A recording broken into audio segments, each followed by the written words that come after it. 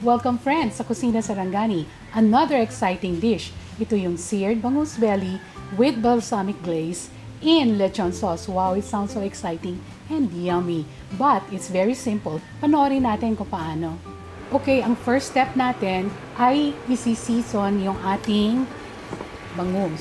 Okay, so I'm using here bangus belly. Okay, this is the Sarangani bangus belly. Tingnan nyo naman. Ang taba ng tiyan, no? Makapal yung taba niya at malaman na malaman. So, what we're going to do is actually season this with salt and pepper. Here, I've already combined the salt and the pepper. And then what I'm going to do is just sprinkle yung ating bangus belly, ayan. And distribute the seasoning very well. Okay, so let's put that aside. And then, ang searing is actually cooking in a very small amount of oil in a very hot pan. Okay, so we just need a little bit of oil, okay, to sear our bangus. Okay, so high heat ito. And what we're going to do next is put the bangus in a very hot pan. Anong ibig sabihin nga ba nung searing, no, or sear? It's actually, yun, gaya ng sabi ko, cooking in a small amount of oil over high heat. No, this actually helps your bangus keep its flavor, no? So hindi nalulose yung seasoning nyo at saka yung flavor ng bangus dun sa mantika. Kaya konting-konti lang siya. Ibig sabihin, nalalock in yung freshness ng bangus at hindi siya nagiging dry. So, pagka-season natin ganyan, ilalagay naman natin siya sa small amount of all-purpose flour para maganda at even yung color. So, this is what we're going to do, the flour, and then dredge the fish, okay, the bangus belly, lightly into the flour. Hot na yung ating pan, and what we're going to do is place the bangus and allow it to cook. So this is going to cook for about mga 2 minutes or even less on each side. Okay? So what I did was to put the skin side down first para mag-frizz up yung kanyang skin, yung kanyang balat, no? Yan. And then shake it a little bit for an even color. Okay, after about 2 minutes, yan. So this is what we want to achieve in terms of color. Okay? Kasi later on, do not overcook your fish. Later on, i-glaze pa rin natin siya nung ating sauce. So this is good.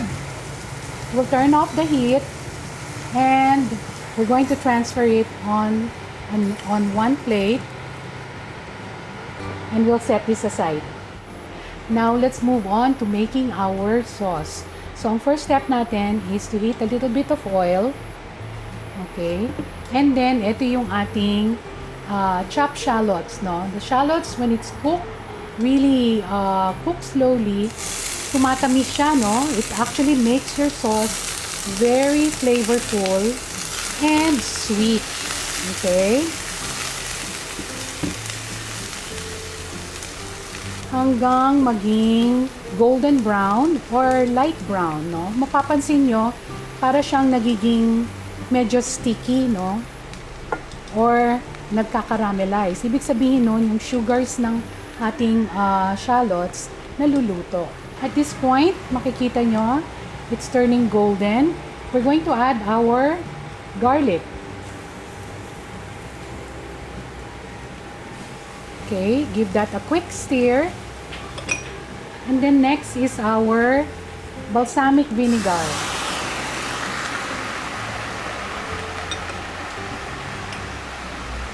Okay, swirl the pan. Sabi nila, paano kung wala akong balsamic, anong pwede? Okay, you can actually substitute the vinegar, the balsamic vinegar with red wine vinegar or pwedeng yung cane vinegar. Kaya lang, mag-adjust kayo ng konti sa inyong honey or sugar na ilalagay.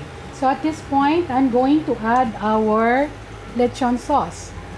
Okay, itong lechon sauce natin is actually coming from store-bought bottled lechon sauce, no? So, ayan yung ating lechon sauce. I-stir lang natin. We add in the honey. Kung wala kayong honey, pwede tayong magdagdag ng asukal. About 2 tablespoons of sugar. So this is the consistency that we are actually looking at, no? Okay, so at this point we add in a little bit of salt and ground black pepper. So we're going to stir that. Okay, if you feel it's too thick, you can add in a little bit more hot water. Okay, and then what we're going to do is turn off the heat. Ito yung ating bangus. So, lalagyan lang natin.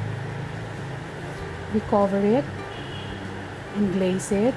And then, just continue to cook it for about less than a minute, no? Just for our bangus belly to get well heated through. And then we're going to plate it na. This is done. We just turn off the heat and ready to plate na tayo. So, ito yung ating seared bangus belly with balsamic glaze in lechon sauce. Wow, tingnan nyo naman, napakasarap. At lalagyan natin ng konting garnish na radish slices. And then, nilagyan din natin siya ng stewed na Taiwan pechay, no? Para kumpleto yung ating meal. Meron ka ng protein at vegetables. Healthy.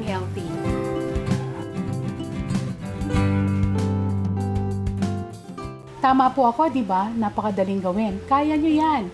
Simple ang ingredients, simple ang procedure, but a lot of flavor is into the dish. For more recipes, cooking tips, bisitahin nyo po kami sa Kusina Sarangani sa Facebook at sa Instagram. #is the best!